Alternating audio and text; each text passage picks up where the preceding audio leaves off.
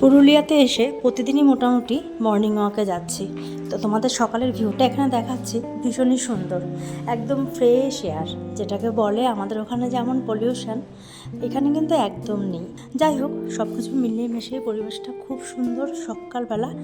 তো এখানে আমি, বিপ্লব আর মিহিরদা এই তিনজন প্রথম দিন গেছিলাম হাঁটতে। তারপরের দিনকে যুক্ত হয়েছিল আমার মেয়ে আর আমার দিদি। তো সেটা তোমাদের সাথে পরে দেখাবো।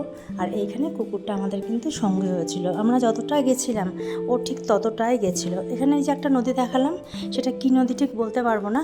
আর এইখানে দেখো বগনভিলিয়া গাছ কি ভরা। আর বাড়িতে এসে পুজো টুজো দিয়ে নিয়েছি, তার আগে তো খেয়েছি।